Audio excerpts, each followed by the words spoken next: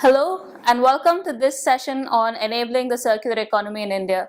I'm Pavitra and I run Infinitive. We've just been set up to enable businesses in India move to a circular economy model, and we also aim to provide thought leadership in this space. So on to today's session, the question of why India must move towards a circular economy model is a no-brainer. We're a country of 1 billion plus people and still growing. We've been seeing economic growth for the last decade at an average of almost 7.5% annually, and we definitely want this to continue. But the reality is that we live in an increasingly resource-constrained world, and we also have enormous societal challenges to solve, which are only expected to increase with the rapid urbanization that we expect to see. So the circular model of development is appealing because it gives us a framework for pursuing this rapid economic growth while decoupling it from the challenges of resource depletion and the negative impacts on the environment.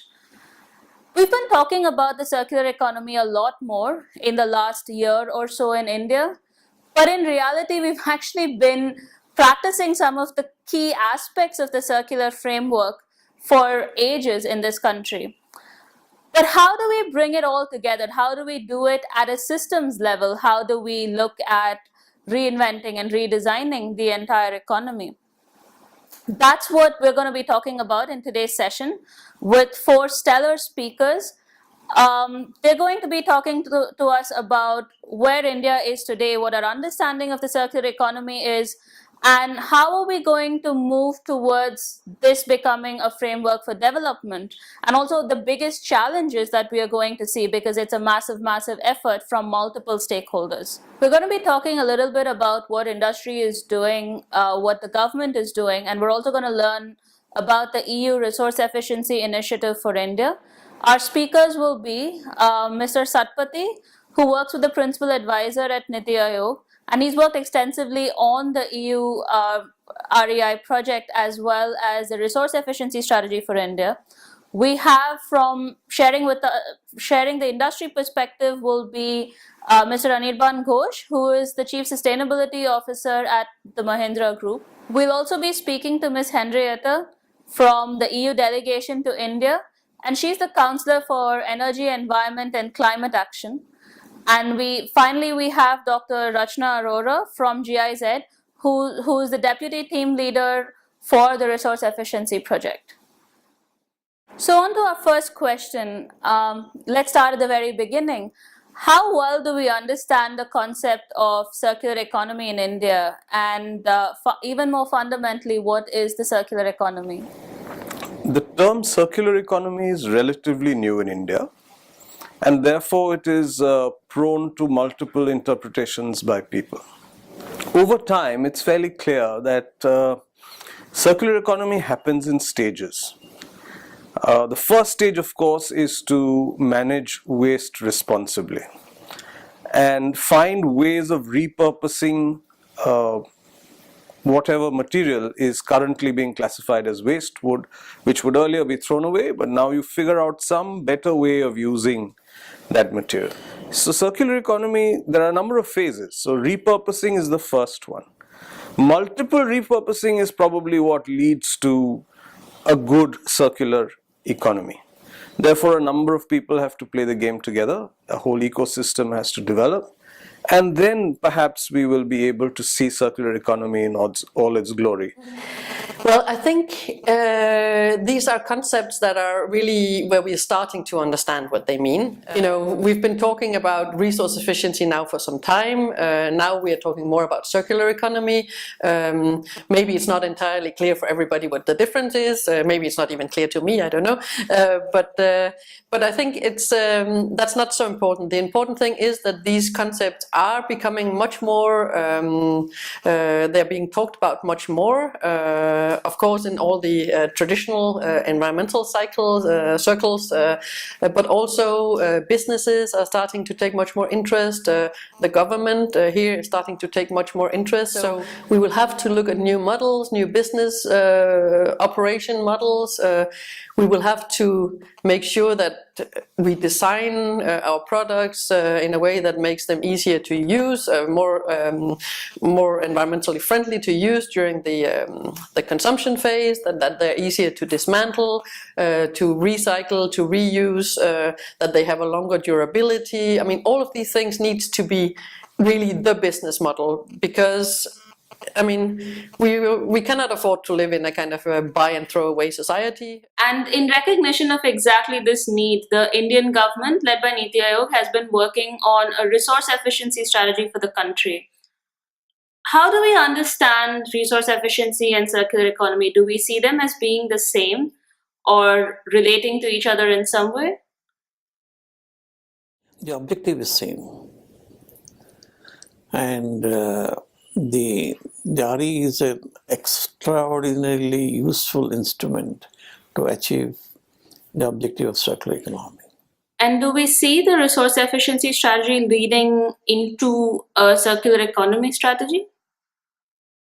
Yes, that's our goal, and RE strategy, which we are now unveiling at the level of the government.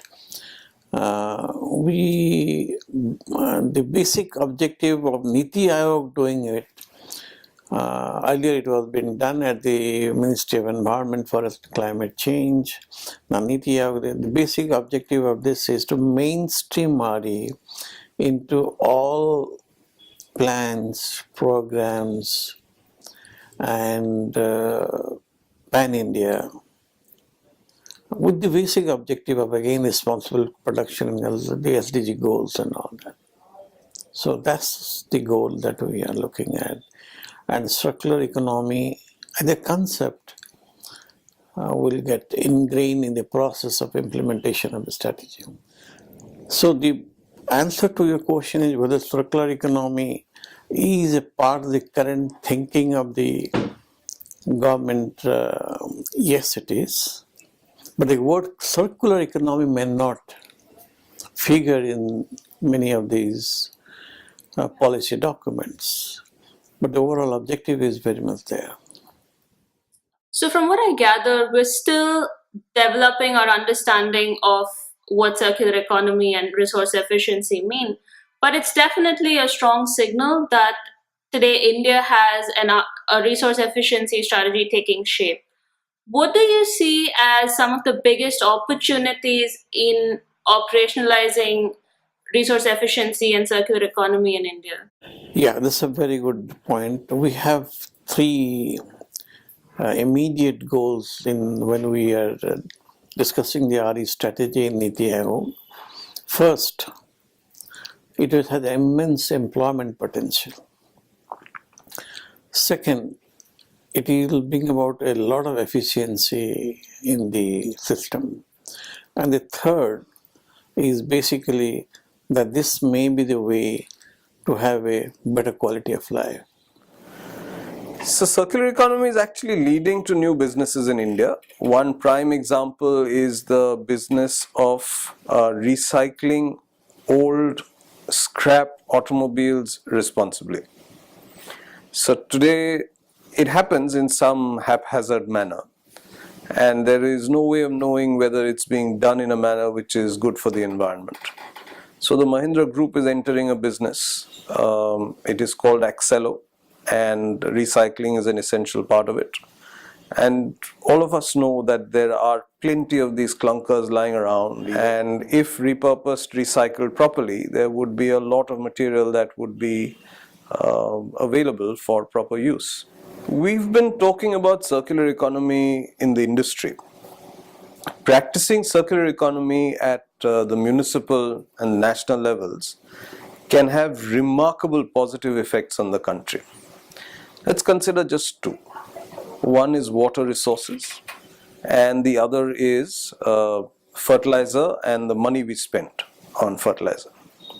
When it comes to water resources, the scourge that we have of dying rivers because of disposal of waste into the river is something that we can completely stop. We would then have a hugely positive impact on the fresh water availability purely by recycling sewage water it is entirely possible to supplement freshwater availability by 5 to 10%. And if you consider the fact that your rivers, where freshwater is not available now because of the way we dispose of our waste, will now have running fresh water, the overall impact will be huge. It's actually easier to quantify this when we look at the fertilizer problem. We import a lot of fertilizer for agriculture, and having imported it, we subsidize the cost to the farmer. Circular economy practices of taking food waste, composting, producing fertilizer, back of the envelope calculations indicate that every year we can possibly save the country 10,000 crores of rupees, which means 10 years of this work can get us a bullet train for free. This is a huge amount of money, and this is just money. The positive impact of not having landfill, the positive impact of all the ills that are created because of the landfills, and of course the fact that you will have very good natural fertilizer and you won't be using chemicals on your land. If you add it all up, it's almost a no-brainer. And perhaps what's more exciting is something like 40% of the foreign exchange that we spend on importing fertilizers possibly will not have to be spent if we were to do the necessary composting or reusing of food waste in a manner in which fertilizer gets produced and landfills don't get produced. Fantastic. So clearly there's massive opportunities in moving to a circular economy model. But what might be some of the biggest challenges that we will face in putting the CE model into practice? One of the big challenges that I see, but that's also an opportunity, which is always the case, but I mean, a challenge is that what we really need to do across the world, not only in India, but each and every one of us needs to stop thinking in silos and start thinking in a holistic way. One of the priority areas that we have in our project is solar panels. So you know that India has a big solar parks program, which is a great thing for clean energy transition. It's a great thing for climate change. It's a great thing for many, many different reasons, energy security, etc. The only thing that we need to bear in mind is that the solar panels that we import, mainly many of them are being imported, and we have to be sure that we don't create another big problem further down the line, because they will turn into waste in 10 years, 15 years. We don't know how long they will last exactly. Many of them are produced in a way where they contain a lot of hazardous materials that makes it difficult to dismantle them and to reuse them. They need to be designed in a way that they are easy to dismantle, etc., etc. So there's a lot of considerations that we need every time we do any policy. We need to consider all these things together, and that's why I think it's really interesting compared to the traditional way of looking at sustainable development, because this really allows us and forces us to look across the whole value chain, across the different life cycle stages of our products, and really look between sectors, so not sub-optimizing energy or transport or whatever kind of policy area. I mean, all the policy areas can be great in themselves, but if we start looking at it also from the resource, material consumption, the overall energy consumption throughout the lifetime, then we get much more information and we can make much more informed choices. So that's what I really think is both a challenge, a very big challenge, not only in India, everywhere, but also a really big opportunity. So if we can kind of crack that nut of making more holistic approaches, then I think we can do some good work. So speaking of holistic thinking, Rachna, you've worked extensively on the EU Resource Efficiency Initiative for India. What are some of the policy challenges that stand in the way of this kind of holistic thinking? So I think what we kind of contributed as a project was to develop an overarching framework on resource efficiency, which looks across the life cycle stages, and which also suggests on the transformational process across, looking at few sectors, and also looking at sectors which are hugely kind of involved with like consuming resources as such. So for instance, automobiles, construction, where there is a huge potential for at least demonstrating resource efficiency and circular economy loops. I also feel that there is across the life cycle stages an entire set of policies which are existing, but again all of this exists at a very silo, in the form of a silo, so it's not a complete holistic picture. And even within the government, the different departments look at it as very different approaches all across. For instance, within the Ministry of Environment and Forest, there were these rules which were released last year in 2016. 6 sets of new rules emerged on construction, plastics, electronics, biomedical, hazardous waste, but they all appear to be as waste management, as a burden, but not identifying opportunities for the industry. And I think that's where the industry also doesn't find what are the options for them to kind of transform and look at options available for them. So for instance, if we talk about the extraction phase, of course there are policies which talk about green mining, sustainable mining practices, but then there is not a taxation on virgin materials. So the industries are geared to kind of use the virgin materials, and they're not looking at backward or kind of closed loop approaches which are existing. Similarly, so there has to be a mix of a policy choice as well as for taxation or an instrument which gears adoption of those kind of policies.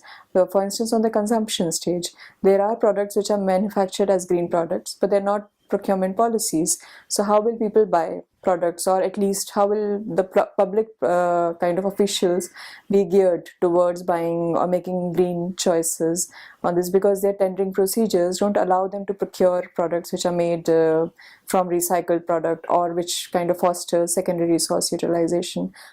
Right. And those are some very good points you've made. How are we seeing the government address this siloed thinking and policy making that has happened all along? So in the EU Resource Efficiency Initiative for India, which has started in January this year, we'll continue it for the next 3 years. Our idea was to actually work with an anchor ministry or a department to actually anchor this topic of resource efficiency. We also started 3 years back with a German bilateral project working with the Ministry of Environment and Forest. So actually the Ministry of Environment and Forest created an entire institutional structure by creating the first Indian resource panel in India, and I think that was quite a commitment from the government side to actually have its own panel, an eminent group of experts who is guiding the policymakers to derive an overarching framework. And we know now that for the current resource efficiency strategy work that's happening, it's Niti Aayog that's leading the charge rather than, say, the Ministry of Environment or any of the other ministries. How does that change things? If it goes to, say, a Department of Industrial Promotion, like under the Ministry of Finance or Ministry of Commerce, it again becomes a very silo kind of an approach. But Niti Aayog as an agency could be an entire facilitating agency which could drive the entire agenda forward. So as a project, we are contributing in developing this resource efficiency strategy, and then kind of looking at what are the key elements of this strategy, and looking at next 3 years to support India in, say, a procurement policy which will be a big driving force to actually take forward some of the green products which are there. Look at eco-labeling options, look at an entire stakeholder engagement process so that people, industry, regulators, and the government, and maybe the bulk consumers actually sit together and talk about what are the options for the entire transformation.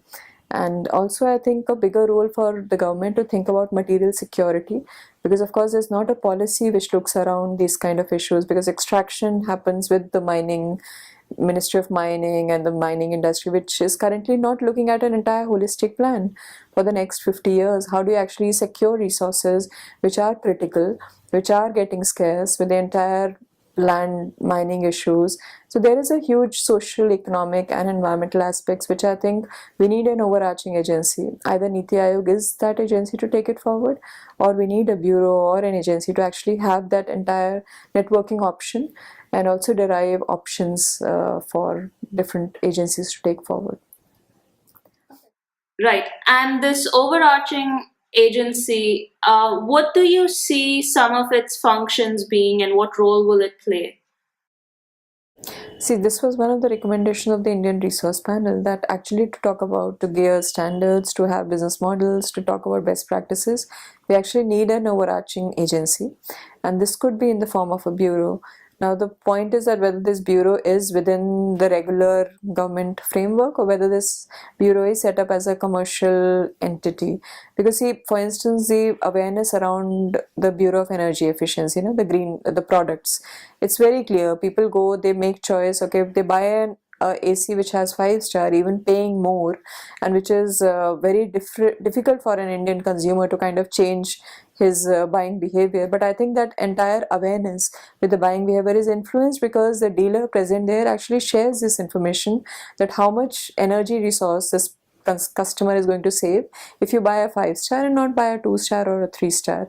So I think that's how, if the company actually discloses that if you are buying this product during the production stage, an X material has been used, and which saves your CO2, which saves your aluminium, iron, steel, whatever, I think that will maybe help in that transformational process, because the consumers could make a choice that, okay, I'm buying a product which is green, I'm paying something extra as an advanced disposal fee when I'm buying a product, and maybe once I deposit the product at the end of its life, I actually do get some money out of it, which changes the entire buying decision.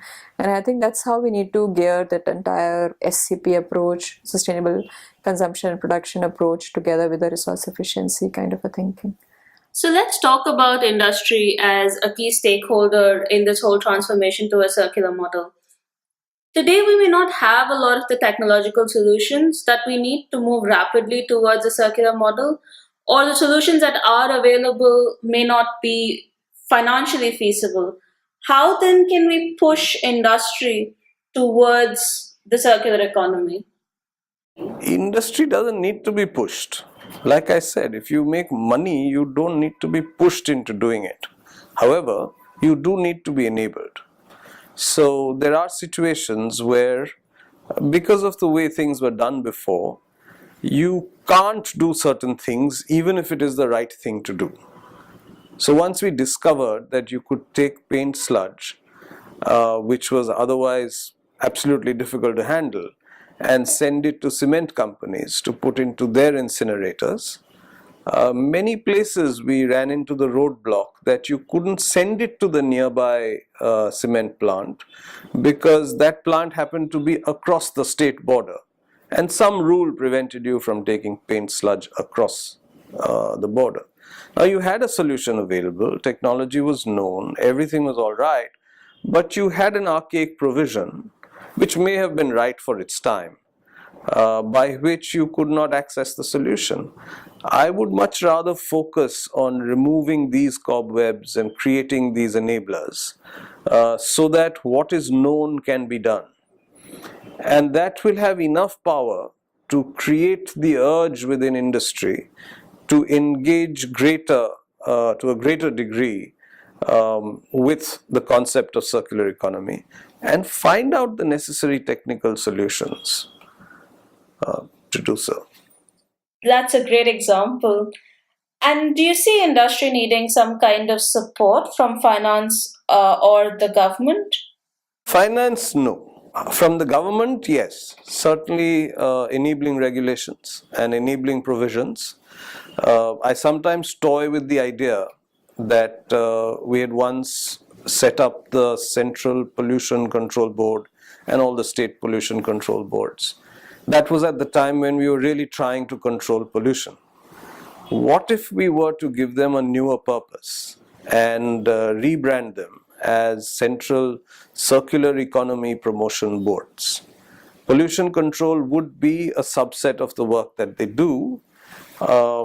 I would suspect that this sort of repurposing of purpose would enable government to do the necessary regulations and create the necessary environment for industry to actively practice circular economy. From the government's perspective, Mr. Satpathy, what is required or expected from the finance sector and from industry to take forward the resource efficiency strategy or the more general move towards a circular economy? You see, we do not expect or do not require resources for taking the RE strategy forward. It's not required.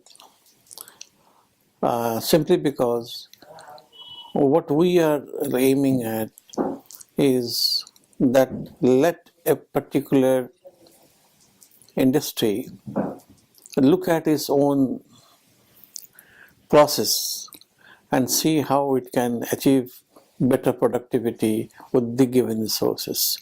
So what we are trying to say to the industry, look, here is an area where you could work within the same resources and can achieve higher productivity and can also generate employment opportunities also. And we are going to engage with different stakeholders in the industry very shortly after the release of the RE strategy. It's a major milestone in the government strategy formulation, and this has been initiated at the Niti Aayog. We expect the state governments to take this on and take it forward, and because they are at the field, they know where exactly the action starts. So we propose to engage with them as well. Right. But within industry, do you think there are particular sectors that might need some support, at least in the initial stages? That way, if any sector which requires, the SMEs would require some support in case they want to go for recycling and it requires additional cost, then perhaps we'll have to look at the ongoing schemes, or maybe a new scheme may be created by the Ministry of MSME to support them. Right. It's only for the SMEs because the industry, the corporates don't need them. The small and the medium and the micro ones may. We haven't engaged with them yet, but I think when we go along, we will see that. And the state governments can certainly support them, handhold them for that. So, Rachna, some of your work has been focused on addressing policy gaps, removing policy barriers, and bringing stakeholders together towards enabling the ecosystem for resource efficiency and circular economy. Do you want to elaborate on some of that work? So, for instance, on the construction sector, in 2016, Ministry of Environment and Forest released the construction and demolition waste rules, management rules, but they were again focusing on waste as a burden. And but in Delhi and in Ahmedabad, two facilities were existing previously, even before the rules, and they were the two people to kind of just look at the options for utilizing construction and demolition waste.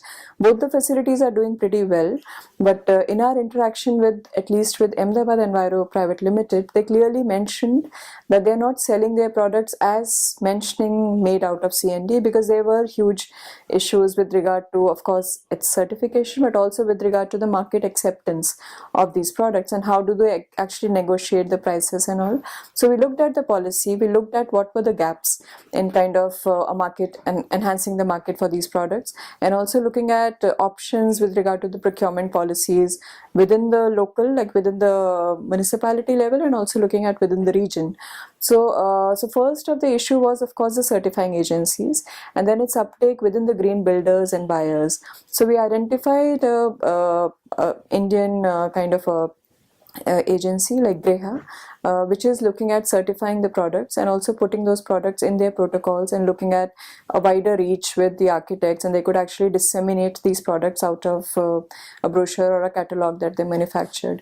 So we got the product certified by an Italian company. So it was an entire mix of stakeholders where an Italian company who is also based in India was actually certifying their products, Indo-Italian Chambers of Commerce with their cooperation, and then we kind of linked in an Indian certifier or a agency like Greha to get these products validated and also being readily available, kind of creating their awareness with the buyers so that they could actually procure. On the other hand, on the procurement policy, Ahmedabad, the municipality had made this procurement bid to actually procure products like paver blocks made out of C&D waste. So that's around 11 to 15%, which also fosters the entrepreneur to make products and also disclose it transparently that it's made with a particular percentage of construction aggregates as such. So I think that kind of a transformation we need to create or build a business case for the industry to also innovate and also disclose the information to the consumers who can then make their readily available choices of what kind of products they are procuring. And we really hope that we'll see more of this kind of work to enable a faster transformation. We've talked now about the role of some of the stakeholders. My next question then to all of our speakers is, how do we accelerate collaboration between these key stakeholders? Lots of conversation and looking for right-minded people in all the three spaces. There are success stories already. I was mentioning how paint sludge couldn't be sent across state borders at one point in time. But there is another great success story where 3 state governments came together and permitted the movement of paint sludge to the nearby cement plant, even if it was across some border. So, because it made eminent sense. Yeah, I think this RE strategy is as I said, is a major milestone. Within the government, we will first try to mainstream it so the different stakeholders get on to these, prepare an action plan and take it forward. And the next would be a document which we'll prepare shortly, which will give the activities of different stakeholders in this. We're going to have a portal also which will disseminate information on all this. What we are lacking today is good research and good data. That is the only area where I think many think tanks could help us to get the whole strategy on the ground. Let me elaborate what I meant. Sure. There is an institute of materials and minerals under the Council for Scientific and Industrial Research. They do a lot of research, but that research is located in Odisha, in Bhubaneswar. Now, if similar such thing is happening in other states, that research can have value. So what they are doing, what kind of data that they are using, but they are short of funds. So when we are looking at something that they are doing, something where TERI is doing, or maybe DA is doing, so they should get together. So this kind of networking is not there right now. So what's happening is, what IIMT Bhubaneswar is doing, TERI doesn't know, or maybe DA doesn't know. So that is where we need to network them. I mean, it has to be multi-stakeholder, first of all. It cannot be just a government-driven thing. It can also not just be an industry-driven thing. But I think, I mean, all stakeholders have different roles to play. And if we can really manage to get all of that into some kind of a coherent framework, I mean, this is why it's so exciting also to work with India, because India is the only country in the world that has its own resource panel. So we have the international resource panel, but India created its own panel. And that's quite significant, I think, and it has government officials, it has big business leaders, and I mean, all the conferences that we organize, we hear, I mean, so much willingness and enthusiasm also from the private sector. So if we could really get some of the important Indian businesses, if we could get some, business lead in this, that would be really, really interesting. So if we could, I mean, because you also then have the whole value chain to consider. So it's not only about the big businesses doing it for themselves, but they are also in a position where they can deal with their suppliers and with their, so they can create a whole, they can be really pulling this, which I think is very interesting. Then of course we need the government to put together the frameworks and all the enabling mechanisms like the financing, the funding schemes, etc. But if we can kind of build on this this resource panel, build on the fact that Niti Aayog is interested in this, because Niti Aayog can bring together many different players, because it's not something that's just, Ministry of Environment is a very important partner, but it goes much wider than that. You need all the ministries, you need the heavy industries, you need the information technology, so all these information technology products that we are putting on the market. If we can get all these people on board and really do something on all these different things at the same time, but in a coherent framework, I think that's super interesting, and that's really why we are enthusiastic to be in this process. So your role, Henrietta, is to make things happen in the EU-India cooperation on energy, environment, and climate change. What would you say is most exciting about your work in this space now? So we see a lot of really good ways of working together. It's not a question of wanting to transpose all the European models to just make them work in India, but it's also about developing something together, and also, in particular, about driving this also at the global level. You probably know that that this resource efficiency circular economy has been made a priority of the G20, and it's something that the EU and India really we feel that we can drive this together, and it's an extremely important signal for a large part of the world if a country like India is interested and want to be a driver of this process. And one final question to you, Mr. Satpathy. Do you see the resource efficiency strategy that the Niti Aayog is coming up with and the circular economy framework in general as models to spur innovation in India? We have Niti Aayog has a fund on Atal Innovation Mission, which is supporting the startups, and by bringing in the incubators, by leveraging the incubators with the mentors, connecting them with the mentors, and that innovations canvas is open. So any startup which wants to work on, let's say, green bees is welcome to do that. And that could be one way of encouraging startups on green bees.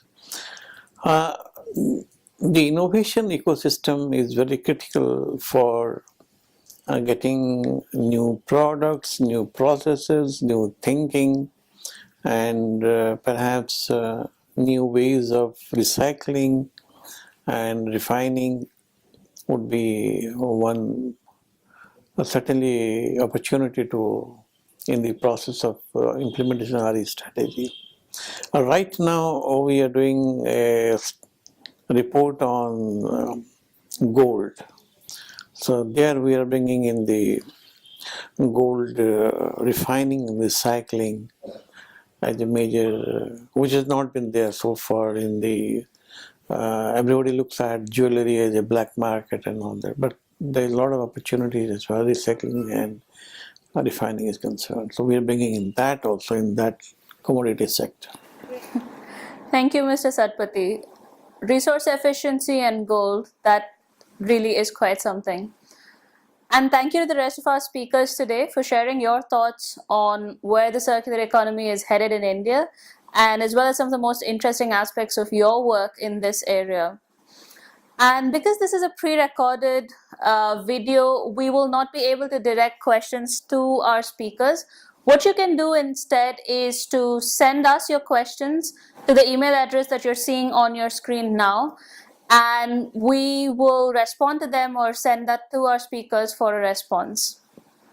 We've heard about some of the great work that has gone into laying the foundations for moving to a resource-efficient circular economy in India. We've heard about the Niti Aayog taking the charge and coming up with a resource efficiency strategy for the country. And the Niti Aayog's role is really important because it can bring together multiple stakeholders that are needed to make all of this a reality. It can bring together the private sector, civic society, the government ministries, and very, very crucially, the states into this whole game. We've seen that industry is ready and open to innovation and new ideas, and the primary appeal to them is the potential to save and earn money with the circular models. And we've also seen that there's some great work happening bilaterally between the EU and India on resource efficiency and circular economy. We've seen that we have now in place an overarching framework in the form of the resource efficiency strategy, and that's a great step, but we're going to have to figure out how to deal with the multiple other challenges that face us. For instance, how are we going to showcase successful circular models in business, which will entice business to take up this transformation more rapidly? How are we going to be able to identify innovation gaps and build the entire research and innovation ecosystem around circular economy? Currently, we're already seeing some fantastic entrepreneurial activity around tech-enabled smart agriculture, around sanitation in a circular model. But how are we going to bring all of this together in a coherent system and identify the areas that will need more work? We'll also have to be looking at, do we need a central agency or a bureau that can continue the good work that has gone into the development of the resource efficiency strategy? For instance, can we work on having standards, ratings, to make all of this more mainstreamed into the economy and the work we're doing? And like Mr. Satpathy said, what about data? Like, how do we make sure we get really good data from the ground? And the data that we already have, how do we share that with all the relevant stakeholders in this ecosystem? So these are challenges that we're going to have to solve. And as we've seen today, India is at a very nascent stage of this transformation to a circular model, and we're primarily still focused on resource efficiency and repurposing of waste materials into new products. We haven't had much of a chance in this session to talk about developing work that's happening in other areas like circular models around sanitation, around agriculture, around transport. But it appears that these are going to be moving significantly rapidly from here on. And as these models begin to develop and as the innovation ecosystem develops, we expect to see the role of finance becoming more critical to accelerate the transition.